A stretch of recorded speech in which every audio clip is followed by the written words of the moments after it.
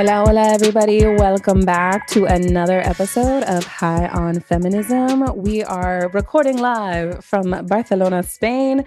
We have some amazing women this season. I, as you all know, am a new member of Juno House here in Barcelona, and it is an all women's co-working space. So I have decided to make friends and make conversations with some of the ladies here.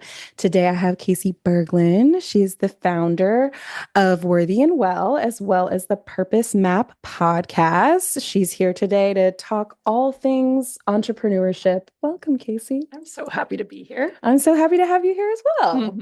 I always like to start off our episode just by introducing who the guest is in relation to me.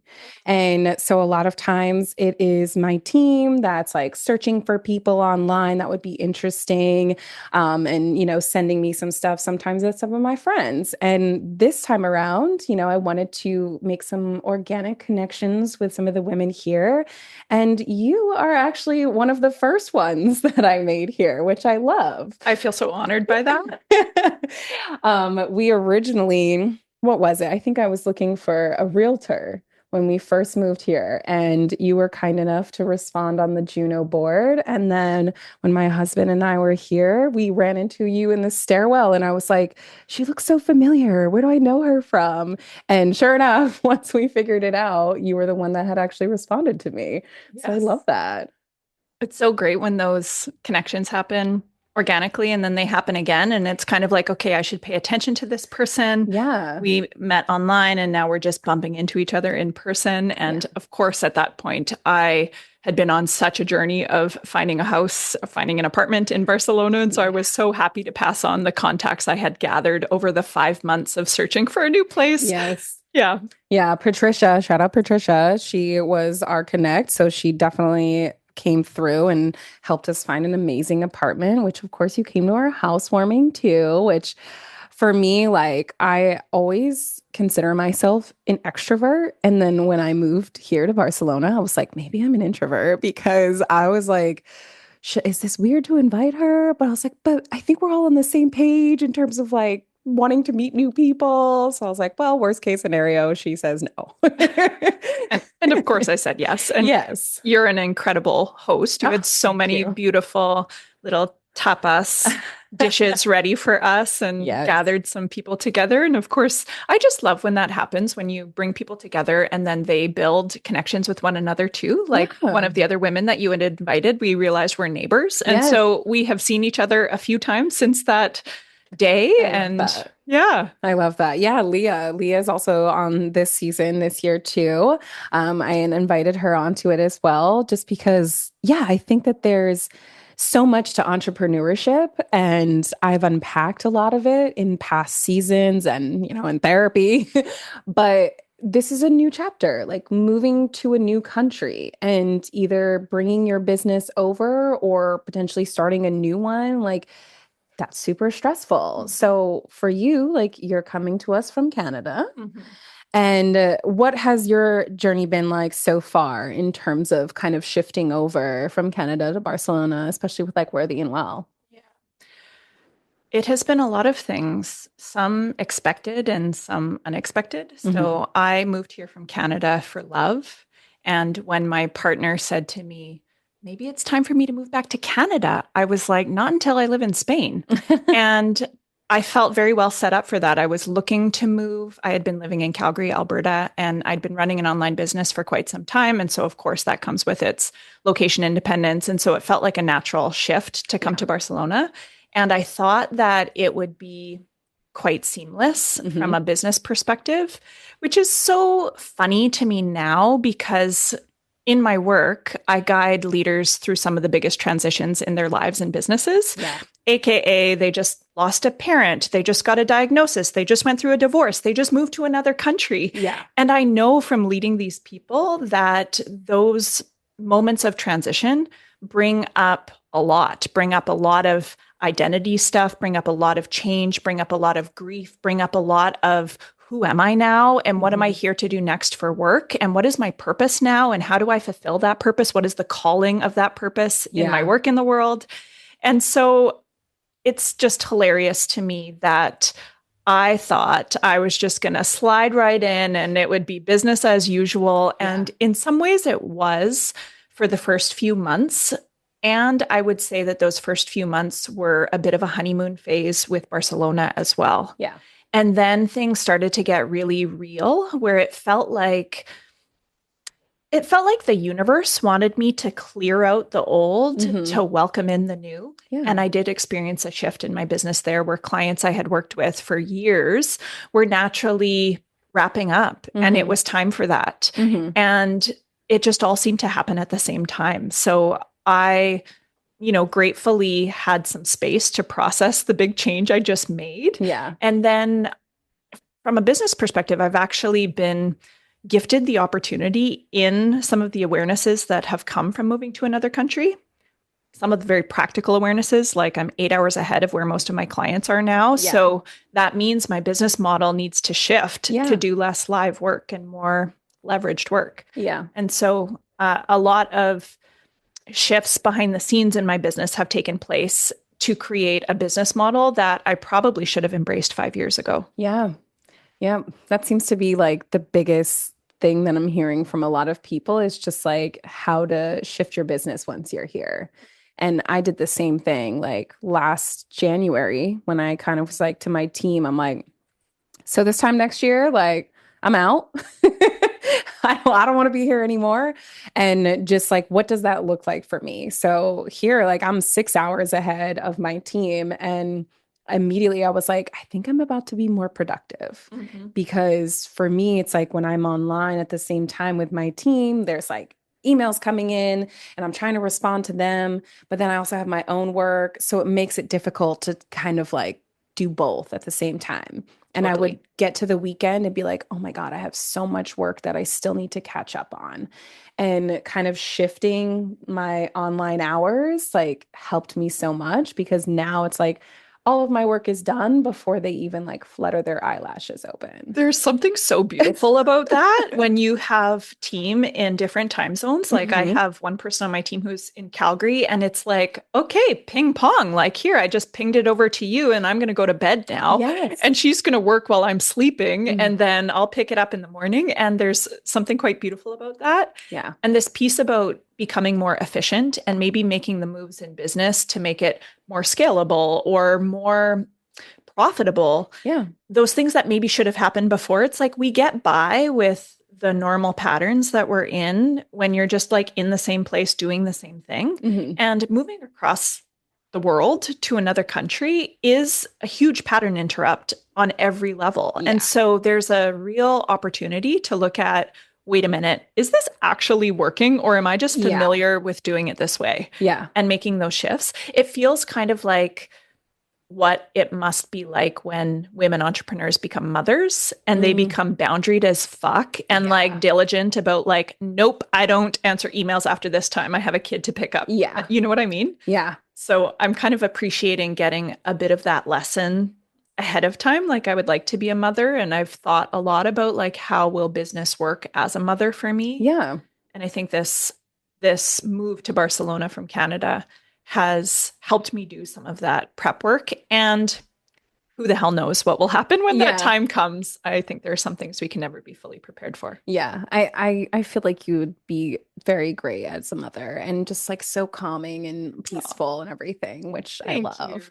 I always just feel like your energy is just like so spot on. And it's like even just like last week when I caught you and you were like, you seem a little like stressed. And I was like, oh, of course Casey can see that. Like and I was, and it you just have such a calming presence Mhm. about you. And that's why I was like, when I actually like looked you up and I looked up Worthy and Well, I was like, this makes sense for her. Like I could totally see her being very calming and like the work that you're doing is important. We work with a lot of clients on like the PR side, which is like elevating their profiles and stuff like that. But a lot of what you're talking about, like you're helping them get by that. We're trying to figure out almost like how to get around those things, you know, because there are people that are developing in their careers. And especially like for us, we have some clients that have been with us for years. And so they're like, what's next for me? As a business leader, as an entrepreneur, here's this personal thing that's happening. Like, how do I get by it? And, how do I shift into this next phase of my career? And those are the things that we help them sort of like publicize once they've figured out. And you kind of like are the one that helped them figure it out. So Yeah. it's like this nice little pathway. I'm the sacred guide along the journey where they Yes. can bring their mess to, and I can normalize it and make them feel completely validated in whatever they're experiencing. And I think so much of my role is actually that to normalize any internal emotion, Mhm. tension, experience.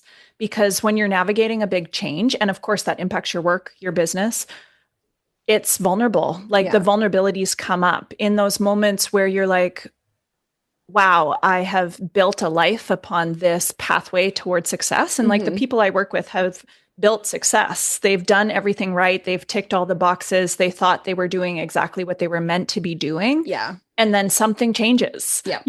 and it's humbling when you're in your 30s or 40s or 50s and you thought you were doing everything right. And then suddenly it's like, wow, that degree I spent 10 years getting, do I even give a shit about that? Is that Yeah. my purpose on this planet? Or is there Yeah. something more fulfilling for me and more meaningful for me?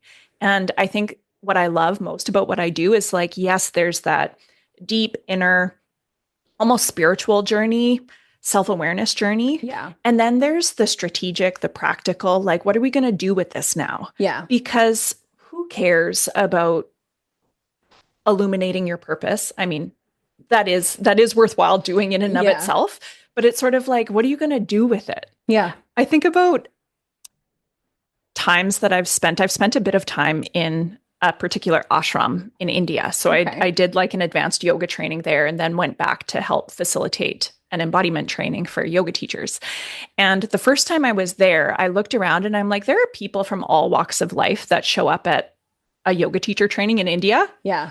And immediately I was like, I am not the one to come here to bounce from like ashram to ashram seeking some sort of spiritual high. Yeah. I'm here to like get the downloads to bring back to my normal life and do something with it. Yeah. And I think that that's the fun part is Yeah. like go through the transformational journey and come out the other side maybe a bit bruised, but also empowered and clearer and understanding yourself and what you want to create better. Yeah. And then I think when people have done that deeper work, it's easier to translate it into a brand or into a marketing Yes. message or into, clarity on the outside. Yeah, absolutely. I think it's interesting because sometimes it's like we don't always practice what we preach kind of deal. So I'm curious when you have sort of run into some of the issues that your clients have. And I know you were talking earlier about your dad passing away, for instance. My mom passed away at the end of 2019. So how do you handle it in your own personal life? Because it's like it's very easy to be like, this is what you need to do, but sometimes we don't always follow our own advice. This is such a great thing to bring forth. Yeah, we can think of it like not practicing what we preach or teaching what we most need to learn ourselves. And I think those are like two sides of the same coin. Okay. And both coexist. Like you learn the thing that you can then teach others through typically not practicing what you preach. Yeah. And then finding the way through or finding the nuance of the bit of wisdom that you didn't see before that is now important to integrate personally first. And then in my case, like guiding others. And sometimes I'm like, why did I choose to do work in alignment? My work is at the intersection of embodiment work, purpose work, and entrepreneurship. And the embodiment piece means that I have to live it through my body in order to be in integrity with sharing it with anyone. Yeah. So I have gone through and eating disorder. And then when I first actually started my business, I helped people through their relationship with their bodies and food.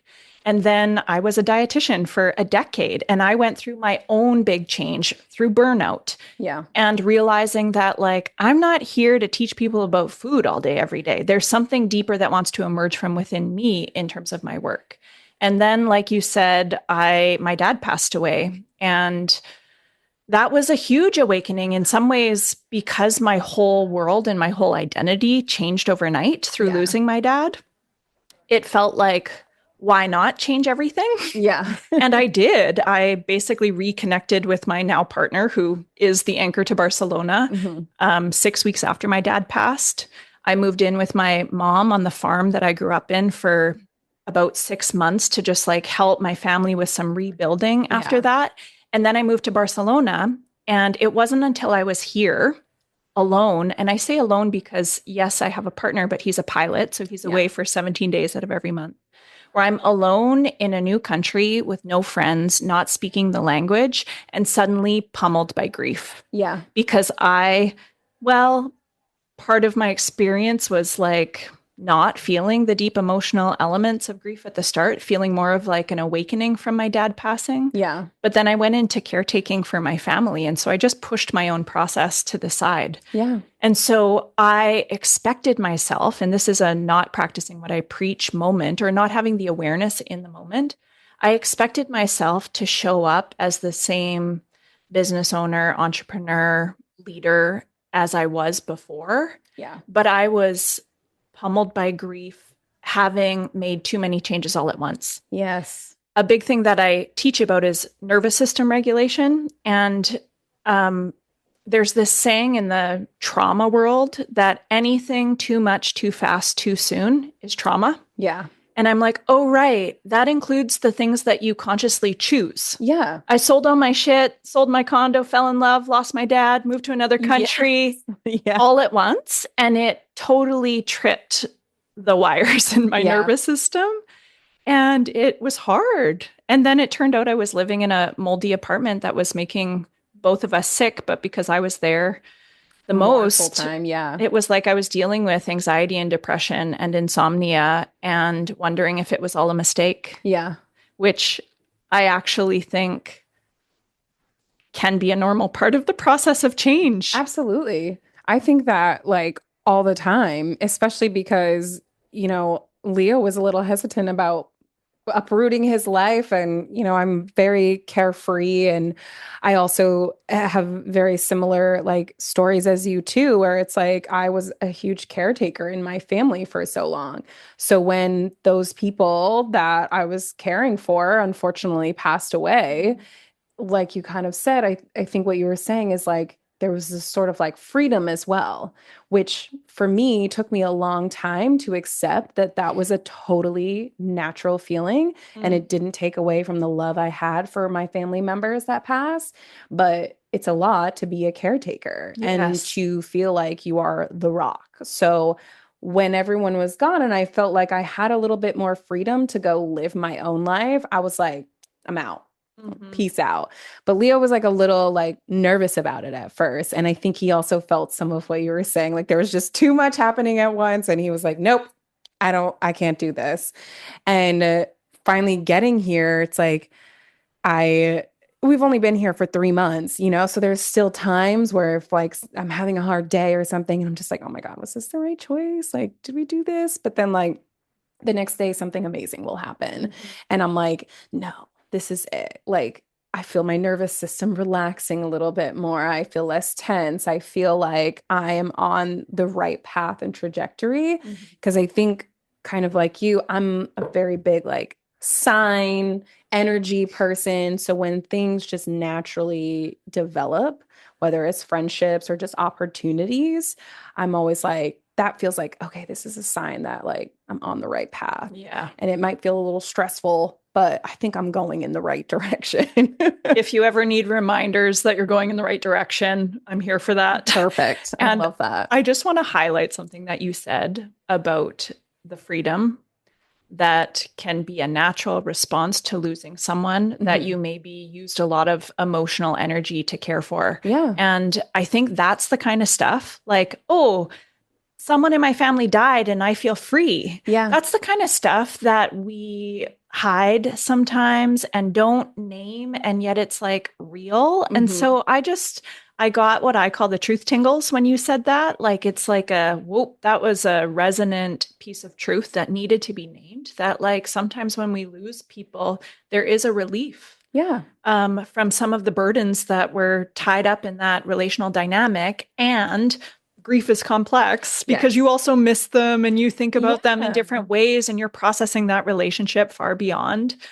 So yeah, I appreciate you naming that. And also some of the thoughts that come up, like from the outside, I think it can look like you're like, holy shit, you're living your dream life. Yeah. And you are. And there's also a certain type of pain that comes when you're struggling inside of your dream life. Yeah. Yeah. You know? I totally agree with that. And I think too, like you were saying, just like the overall shift. It's like, sure, like grief is not linear, like there's days when I don't cry every day because of my mom or my grandparents, but then there are other days where I'm like, every day I'm like, oh, I really fucking miss these people. So regardless of like the time difference from like when like she passed versus when I moved here, like there's still so much to unpack. So like, yeah, I am living my dream life, but I'm still now trying to like, not that I'm a whole new person here, but I am a different version of myself here than I was when I was in New York. Yeah. So having that opportunity to be like, okay, I'm living this life, but let me think about it in this context because, my mom died 5 years ago, but being here has been so emotional because I'm just like, oh my God, I wish that she could be here. I wish that she could see this. I wish that she could meet Leo. Like all these things that like you want to naturally just share. And I don't think as adults, there's like ever a moment where you don't really need or want your parent there, So it's like having to almost like re-heal yourself all over again in a new space that allows for like new energy and people and all of that. So I'm on a journey. May I ask what shifted for you after your mom died in your business? Um, I mean, I will say I like kind of lucked out because she passed away at the end of 2019 and then 2020 happened. So my business slowed down in 2020, which allowed me more time to kind of like process and grieve and like sort of understand how I was feeling. And then once that happened, I just feel like I always was like, my mom, she always believed in me. Like, it was like one of those moments where I was like, my mom always believed in me. I remember no matter how pissed she was at me for being a smart mouth about whatever, she would always tell people like, Jessie can do anything that she wants in life. Like, she's going to be so successful. She's going to do this. And so I felt like even though she wasn't here, like that voice was in the back of my head where I was like, you know what? Like, she's right. Like, if I want to move to a new country, like, I'm going to do that. Yeah. I don't know how, but I'm going to figure it out. And so I think it was almost like the lack of her presence there. And like, towards the last year or so, like, she wasn't super like aware, or especially not the last few months. So it's not like I could have those conversations with her, but it was almost like once she was like physically no longer here, it was almost like all of those like reaffirming things she'd ever said like popped into my head. And it was kind of like she was like, go, keep pushing forward. Like, you got this. And that's when I was like, you know what? Yeah, I am going to do that. I love that so much and resonate with it as well. Like, I'm wearing my cowboy boots today, which is the way that I take my dad around with me. Oh, He and his father, and like I come from a long line of cowboys. yeah. And so yeah, my dad wore boots and a cowboy hat and a belt buckle. And when I wear them, I like feel his support. And he was the entrepreneur in our family. He didn't finish high school and started businesses. And so specifically even at the time that he was dying, there was like a remembering of my badassery in Hmm. business, not just as a healer, facilitator, teacher, guide, but Yeah. as a businesswoman and like my understanding of strategy and knowing how to make money and how it's like in my bones from my dad. Yeah. And so when I wear my boots, I'm like, let me bring your entrepreneurial spirit through me in this Yeah. conversation. And I think given that this is a conversation about entrepreneurship as women, it felt fitting. So Yeah. Yeah. I mean, my mom was an entrepreneur as well. She had a preschool and a daycare that she ran for like 30 years in our town. Like a majority of the young adults that are my age and younger or older are people that were taught by my mom. And so I feel like I always like saw that growing up. I always saw like how independent she was, like how driven she was. She had like a million and one degrees, like constantly was just like taking classes. And I'm like, oh my God, do I have to take classes when I'm older? Like I was like, what is happening? But I think it is something that's in there. And it's funny that you say like your family is like cowboys and stuff. Like I'm a farm family, like yeah. from Vermont, like so my grandparents, my great grandfather actually started a farm in I think like the 1800s. Wow. The family farm is still there and it's expanded and now my cousin runs it and they sell their cows at auction for like thousands of dollars and I'm like, "What? Like a cow is the price of a car?" Like, okay. Sure. So it's just something that's always been like ingrained in my family, Yeah. just like the hard work and like providing for yourself. And I think that I just always like saw that growing up. And I just remember being like, I want to have my own business one day. And I Yeah. don't know what it is, but I'm going to have my own business. And now it's, developed into what it has. But it's just always that nice like connection that you feel towards them, like even when they're gone, Mhm. that also like helps propel you forward for Mhm. sure. Yeah. I love it. And honestly, I think that is the maybe we just named an unnameable quality that I think we both vibe on. Like you Hmm. can't teach someone how to have the like groundedness or the earthiness Hmm. of like someone who's connected to like a farm or the Yeah. land or like gardening. You can't teach that. Yeah. It's like it's in you or it's not. And I find it so fascinating to me no matter where I am in the world. And like, I'm a walking paradox. I come from that and have traveled like the biggest cities and, Yeah. whatever. We have range, right? Yeah. But it's like somehow I always attract the ones who grew up in completely different places with like a similar sort of energy of Yeah. that.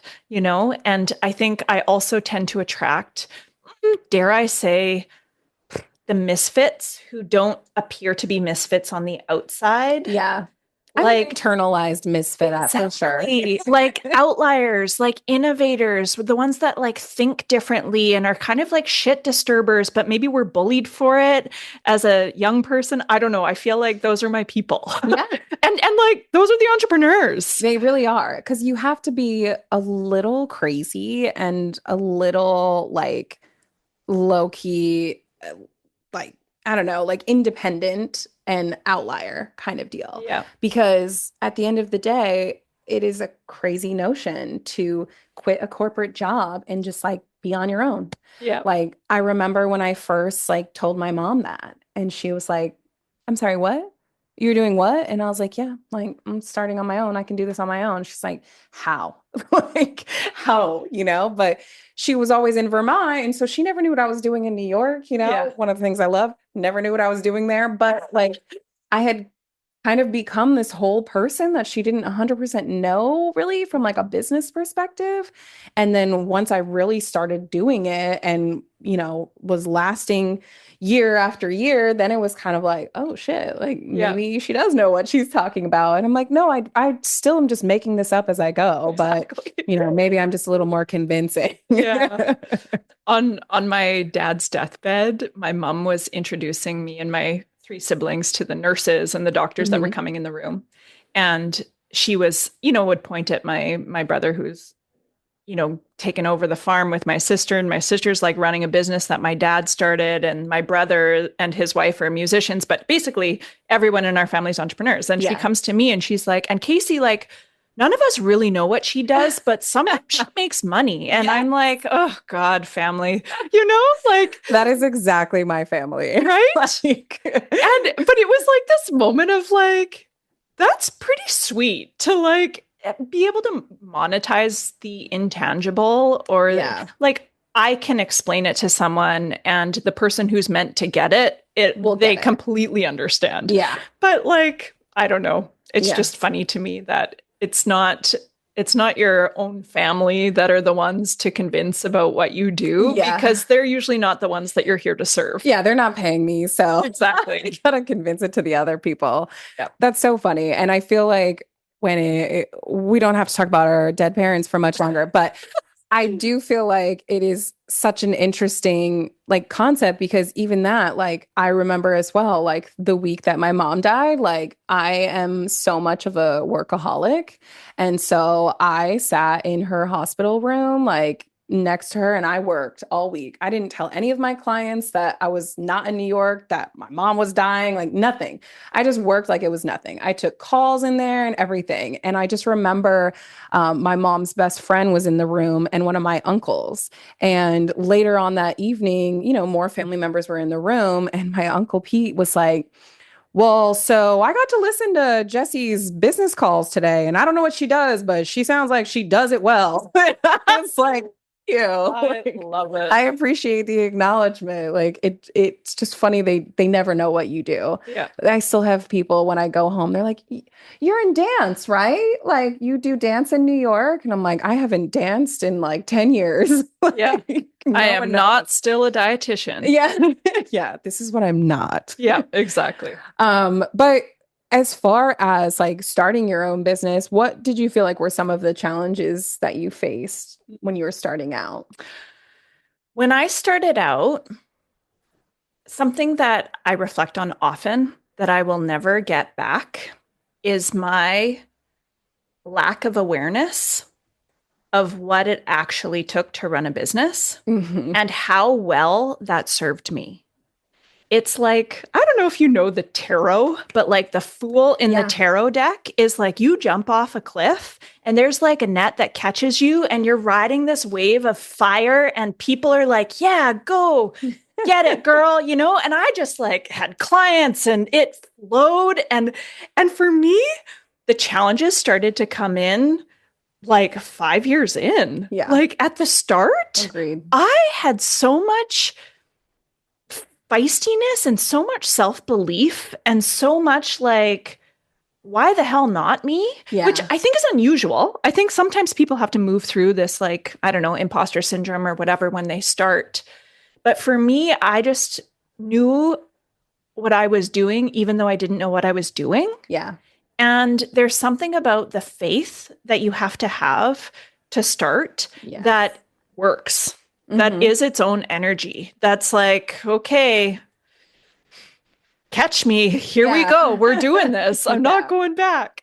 So for me, I want to talk about the challenges that came in a little bit later. Yeah. When like I realized that my business needed to make way more money to pay me personally. Like there's this initial thing where it's like, okay, so I'm making whatever it is. Let's say, I don't even remember, but let's say like 50 grand as a dietitian part-time. And then I was teaching yoga on the side and made in some, it wasn't like a ton of money, but when you like go off on your own and you replace that income in way less time, that's a huge, like, holy shit, I can do that. Yeah. And it's like a celebration.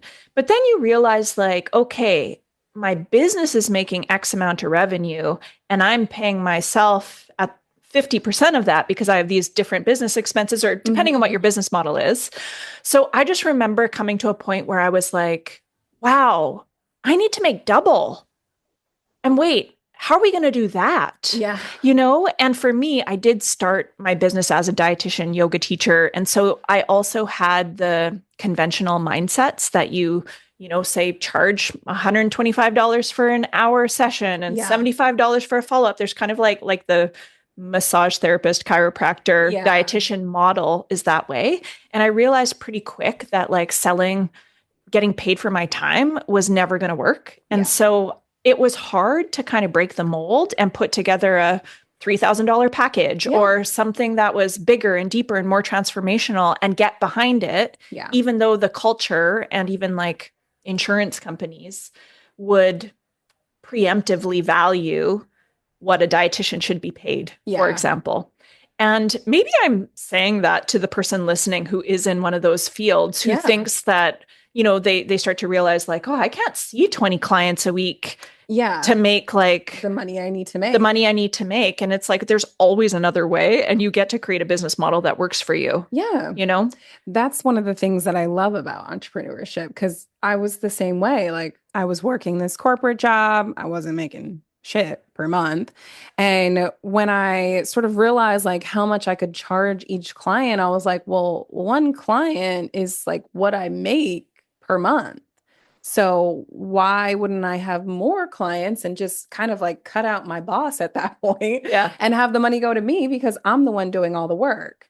So at first I was like, yep, this is the way it's going to be. But as the company has grown and, I've taken on employees and things like that, I'm always like, I tell my team all the time, I'm like, I'm not like married to this business model. Yes. I'm not married to this set, like, this is how much you're making a day or an hour or whatever. And that's just not going to change. And there's like a ceiling that you're going to hit because I don't believe that that's true.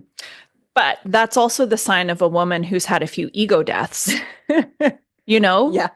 That's also the sign of someone who's like, well, shit, maybe I don't know the perfect way. And shit, maybe I had Yeah. to land on my ass a couple of times to realize that, like, a business is a living, breathing organism. And I need to kind of get out of the way sometimes and let the Yes. business show me what it needs. Exactly. And I remember like up until we didn't really start like making good money until like 2021.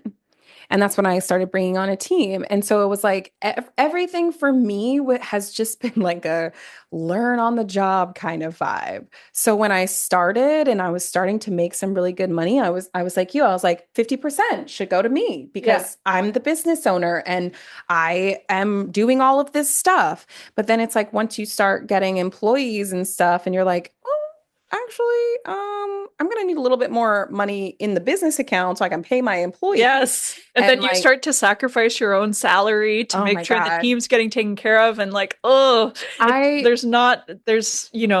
we shouldn't do that. But sometimes you No, have but you to. have to. Like, I don't remember the last time I paid myself more than $1,000 a month. Like, I really don't remember the last time. And it's fine because, I'm fine and I have money saved. And, I've even invested some of that money into the business during like slower times. And I'm I don't like, I know that there are other business owners that feel this way, but I do feel like not all of them do. But I actually truly see the value of my employees and like understand that like without them, like I wouldn't even be able to have like the clients that we do have. So I understand the importance of keeping them Mhm. because the longer they stay, the more that they're putting into the business, the better we're going to do as a whole. And then like somewhere down the line, hopefully, I can start paying Oh, that myself. slippery slope. I mean, the business is also one of the reasons like I moved here. Yeah. New York is just getting way too expensive Yes. and my expenses were absolutely asinine. And it was coming to the point where I was like, I'm just barely paying all my bills and not paying myself. So I was like, I paid my bill, paid my rent, paid my car, phone, whatever. And then that was it. Yeah. Everything else had to stay where it was in the business for the employees because we just like weren't doing it. And it's like, yeah, I think I definitely like, I was riding high in 2022. I was going every goddamn where that you could imagine. I was getting blowouts like weekly, I was like, yeah, I was like, tattoos every other freaking month. I'm going to Mexico, travel, like everywhere. And it was because I was working in a business model that I was super excited about because I was like, yeah, I'm making all this money. Da, da, da. But then it was like, once it sort of got to the end, I was like, actually, Jess, you just spent a lot of money this year. And you also need to keep your employees. So now we need to like fix this Yeah. business model and work on something else. So it's just like ever evolving Yeah. like journey. Well, it is. And I really believe that entrepreneurship is the greatest personal development path one could ever take. Oh yeah. And that's coming from someone who's done a lot of yoga training and mindfulness and like psychedelics and like all these different things to Yeah. like have new awarenesses. And it's like when the rubber meets the road, your business is going to show you your money shit, your worthiness issues. I'm navigating right now after moving and kind of like going offline and going Hmm. behind the scenes and sort of mastering my craft. I'm like, oh, shoot, I need to be visible again. And my Yeah. stuff is coming up around that, Yeah. around like rejection or being canceled or whatever. And I'm like, ugh, Yeah. more inner work. Yeah. But also at some point, you also just have to go and do it. Yeah. And so, anyway, I just think we choose it for a reason because Yeah. everything else would be boring. Yeah. I mean, look at the life we're living, like, Yes. yes, like February to like beginning of April was probably like such a stressful time more than anything in the last few years. But now that I feel like I'm sort of on the other side of it, I'm appreciating the fact that I am free to do and go wherever Yeah. and still be able to run my business. Yes. And I want that for my employees as well. Like, I don't like the, American mindset of like, you just work until you die. Like, you just work till you die on the job. Like, that to me just feels absolutely insane. And I've slowly started integrating certain things into my business to try to like change that narrative on like how we can have work-life balance. And my team's here this week and everyone's like, I'm moving here. And I'm like, guess what? Your boss will let you and you can still keep your job. Like, as long as the work is getting done, I don't care where you do it from, Yes. like that doesn't matter to me. But like, just get the work done between the hours that we say and go live your life. Mhm. And so far, I think, Callie, it's worked for everybody and Mhm. people enjoy it. So it's definitely a process to Mhm. get to that point, but I know it's like a positive Yeah. process. One thing I think you did very right is you found and signed up to be a member of Juno Yes. early. Yeah. That I think is so key. Yeah. For me, things started to process and integrate and expand again since finding Juno. It was just 7, 8 Yes. months into moving, but it's like, here's where I found my best friends, and here's where I've found community that I didn't Hmm. have, and here's where I've built connections in my business, and here's where I've fallen apart and integrated Yeah. those moments. And for me, I've been here a year and a bit. I feel the kind of next level. Like now, I Yeah. feel the upgrade and the new expansion coming in now after going through those hard bits, Yeah. And I think, yeah, big shout out to Juno for creating the space to co-create those opportunities. Absolutely. And like you were saying, the idea of like practicing what you preach or whatever we want to call it, like that was me too. So I have this client who is trying to shift away from her normal business and kind of start more of like a speaking and like business leadership side of it. And one of the things we've been struggling with trying to convince her for is that she's been in business for like 20 some odd years. And she feels like, I've done the work. I've done the networking. I've done the work. I shouldn't have to do this again. My career should speak for itself. But I'm like, you're trying to get into a new space, Mhm. new industries that they don't know you, they don't know who you are, and you have to do that work. And I was like, I feel the same way. I was in New York, and one of the reasons I got a team was because I can't socialize one more minute. I can't go to one more networking event and talk about myself or talk about like I'm exhausted. But like I told her, I was like, I'm moving to Barcelona. I know that in order for me to succeed there, I actually do have to start that networking process all over again. Mhm. And yes, it is draining, but it's something that I have to do. And so when I found Juno, I was like, this is an easier way for me to do it. Mhm. because all of these women are going to be here and they all have businesses and they all can potentially connect me with other people and just like understanding the value of like networking and what that can do. So I even had to kind of be like, okay, yes, you did this for the first 3 or 4 years of, running the business and it was exhausting, but now you're doing this because you're expanding and you have to sort of be willing to put yourself out there every so often to like make new connections and further your company. Because I think if people don't, it's like, how do you survive? Like business world really is all about like who you know. Yeah. And if you don't know anybody, Yeah. where is it going to go? Totally. I realized through moving here that even though my business has been online for the last 10 years, I've always had this steady foundation of in-person connections Mhm. that maybe aren't directly connected to my business, but they are connected to me and they've held space for me and they've allowed me to like do some of the things in the online space that I wouldn't have been able to do otherwise. Yeah. And I didn't realize that without that in-person network, everything else is so much harder because we're meant to be in community. Like our Yeah. nervous systems want to co-regulate with each other and like Yes. share stories and, Yeah. see ourselves reflected in the mirrors that are other people like us. Yeah. And the expat life can be lonely if you don't do it the right way, I feel like. Yeah. But everything I've heard about Barcelona's expat life has been so community driven. And I think that as a New Yorker, like our mindset is like, no, we do everything on our own. So it's like me having to sort of relearn those moments, but it's nice to have them here and see how open people are. Mhm. Like we're doing this session this week. And since I've posted about it, members have been coming up to me and they're like, "You're Jess." And I'm like, "Yeah, who are you?" Like, Yes. like I'm caught off guard at first, but then I'm like, "Oh, you are coming because you can't come to the session, but you want to introduce yourself." And that's where I feel like I'm like more introverted than I think because Mhm. I've just been kind of like sitting and doing work here the last few months, and I haven't really been as like interactive as like maybe if I were in New York. But I think it's like the language thing, like I speak Spanish, but it's very stressful sometimes because I'm such a perfectionist. So I'm like, I want to make sure everything I'm saying is like absolutely perfect with the right accent. But everyone so far has just been so welcoming. And it's Mhm. like, yeah, it's beautiful to have this here. And I'm like so grateful to have this here.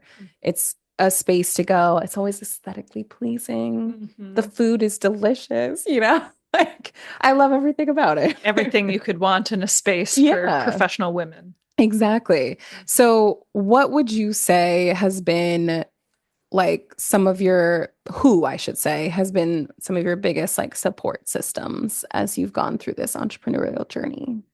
Hmm. Like the whole journey or here in Barcelona? Here in Barcelona, maybe even when you started, maybe even Mm. like people when you started versus like where they're at now. Mm. What do those relationships look like over the last few Yeah. years? I have always invested in coaching and mentorship and support, uh, personally and professionally. Hmm. So, yeah, maybe that's therapy and breath work and other sort of Hmm. healing modalities, but also business coaching or business mentorship. And some of those mentors have been totally key to certain points in my business. I would say my very first business coach, Rachel Cook, just to put a name to her, Yeah. she supported me so much because I didn't know what I didn't know. Yeah. And then one of the big learnings that I've had over the years is to be really discerning about who you hire. Because I've Yeah. also had some coaches or people I've paid that I think have, let's say, taught me lessons in ways that were different from what I expected. Yes. They've taught me how to pull my power back and trust myself and guide my Yeah. own journey.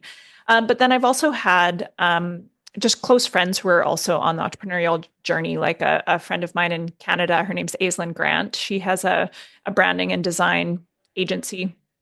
And she and I actually, early on in our business journey, started a group in Canada called Play Big and Jam, where we met in person every Monday, a group of Hmm. entrepreneurial minded women. And we just like shared our challenges, our wins, and helped each other work through what we needed to work through. And that during COVID, we took it online and we grew it. And it was like that type of thing, kind of like a mastermind type of experience, has also been really helpful until it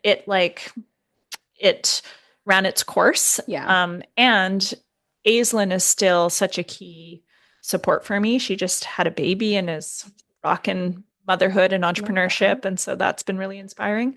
And then here, I feel like there's been specific women that have come into my world who are new relationships. It's interesting. I still feel like I'm lacking and maybe we get to develop that with each other, Jess, but I feel like I'm lacking the ones that I feel like I can build my business beside and talk to about business with each other. And I think that's just because the relationships haven't been developed or deepened in that way. Yeah. Though I do feel very personally supported by the folks here. And I think that's come in quick because that's what I needed when I first arrived. So having friendships now that I do things with is like amazing. Yeah. And then, I mean, Eric, my partner, he's the fucking best. Like after being single for so long and dating a ton but also kind of holding a standard and not being willing to settle and, hoping for a partnership that was really supportive. Yeah. And then like him coming in, and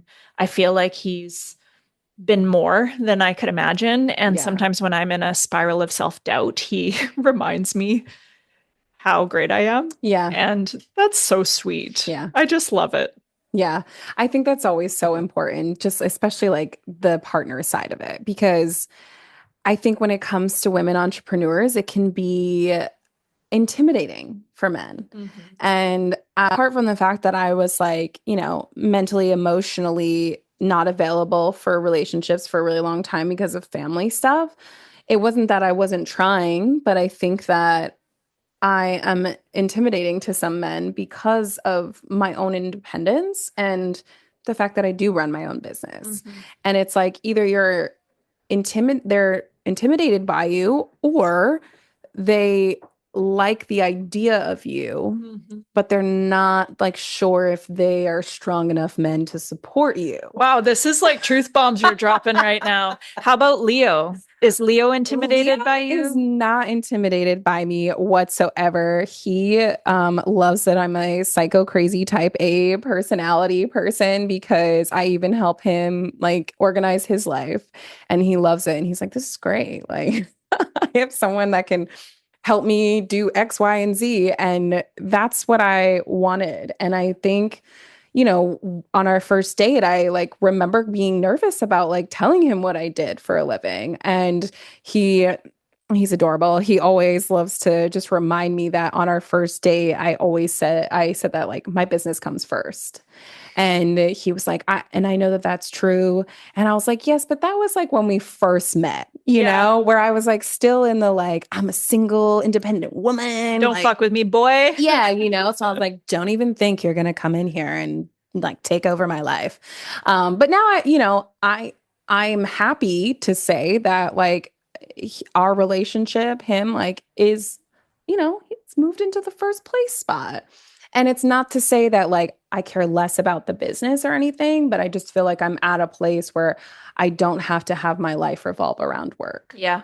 And while I love what I do, I also love my offline time and being able to just like, everything I do is online. And so to connect with real people in person is just like so much better. So I've now moved into this space where I can be so much more present than when him and I first started dating.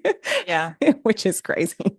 There's something so beautiful about the strong, independent, entrepreneurial woman learning how to soften into a relationship. Yes. And I definitely had to learn that lesson in the last year. Yeah. Like where, I don't know, in my own struggle, the vulnerability of exposing that and watching my immediate thought of like, oh my God, Eric's going to run away and like blah, blah, blah. And I'm going to lose everyone and everything. And I'm losing, like I had a moment in the last year where I, in the middle of the night was like, am I losing my boyfriend and my business? And I don't even have a home anymore because I sold my condo in Canada. I was in Canada at the time and we didn't have a home in Barcelona because of the mold issue. So we were bouncing around and I was just feeling like such a loser, Yeah. you know? I've been there. Yeah, you know, and then for Eric to show up and be like, "What do you mean you think I'm going to break up with you over this?" I'm like, "Well, yeah." And it's just like, and then I forget too, while I'm in that spiral, because there was a little thing that happened that like kind of sparked this fear. Mhm. But I forget that, right, he loves me too. And he also was like, is she breaking up with me? Like, what the fuck is happening right now? Yeah. You know? And when we look in each other's eyes and we're like, oh God, no, no. You know, there's something so beautiful about like having that experience of vulnerability Yeah. and then deepening the connection and deepening the trust and deepening the safety. And I'm like, oh God, I called that in. I've done so Yeah. much work as a single person. And I was like, I think my next level of growth is going to come through relationship. Yes, and that's where I'm at right now too, because even like Leo's a fixer. So when something Is is Leo a like man? surprisingly, yes. Yeah. But he's just The happens fi- to be a fixer that's man. what I mean. The fixer man, I Yeah. think, is very common. And so he just wants to solve all the problems. And so for me, it's not always like it's not that I need you to solve this problem. I just like I think it's like for men sometimes it's like if they can't solve the problem, they like freak out and they like get insecure and like all this stuff. And it's like sometimes we don't need you to fix everything. We can fix it ourselves, but we just need you to like have a moment where you can listen. Like that's all I want is for Mhm. you to listen. That's all we need. Yeah. And I'm like, I don't even need you to come up on the spot with all these ideas. Like, just say, like, you got this, babe. You know, like it's okay. Like that's really all I'm looking for. I'm Mhm. not looking for him to try to like help me redefine my business or anything like that. It's just more so like I just want you to listen to my stresses because regardless of maybe, back in New York, I didn't have a lot of friends that ran businesses. Mhm. So it was hard to like talk to them and have them really understand what I was going through. Here, it's obviously a lot easier. There's a lot more people I can talk to, but even just like, just listen, that's all. Like sometimes you don't have to say anything. Mhm. I just want you to listen. So he's been learning that and it's been great. And yeah, it's always a journey of like, am I a loser? Am I a failure? Like, and I feel that way on and off. There's some months where I'm like, I'm killing it. Like, I'm fucking doing amazing. And then there's other moments where I'm just like, I'm a failure and I'm gonna lose my business and be homeless and like all the same things that you think about, Yeah. I think about too. Well, and I think that's what I was referring to earlier when I said it takes someone who's been through a few ego deaths Hmm. to be like open to seeing maybe a better way to Yeah. run things in business or structure things. And I think this is these moments when you go through into the dark, shadowy side of fear, I Yeah, guess. There's a gift to that too. there is. Yeah. We're out here trying. We're out here trying. We're doing pretty good. I, We're doing great. I feel like maybe a 5 right now, but I'm gonna be a 10 soon for sure. Um, Tell us though, where can everybody find you, catch up with you, book some sessions with you, all that good stuff? All the good things. What I'm actually most excited about right now is part of this evolution over the last year of structuring my business a bit differently. It's also made me get very, very clear Hmm. about exactly what I do and how I do it with people who are going through a transition and looking for most of the people in my world are looking for more calm, purposeful work. Yeah. So I've actually created a training that maybe you can link in the show notes. Hmm. That's basically the pathway to a calm, purposeful career or business that fuels a life you love, and it's for the woman who is wanting more fulfillment out of her work, Yeah. whether she's in a corporate job or in a business that she needs to evolve from or into something new. So that's something that I'll share with you. And then basically I'm at Worthy and Well on Instagram and have a personal account at Casey May Berglund. And then worthyandwell.com is my website. Amazing. I love that. And as always, you guys can find us at High on Feminism on Instagram, Woke Media BK on YouTube. And then, of course, you can check out past episodes of the podcast, our High Talk series, as well as some of our blog posts, highonfeminism.com. Thank you, Casey, for This joining was me. so fun. Yes, I'm so Yeah. excited. Thank you for having me. Of course. Chat with y'all soon.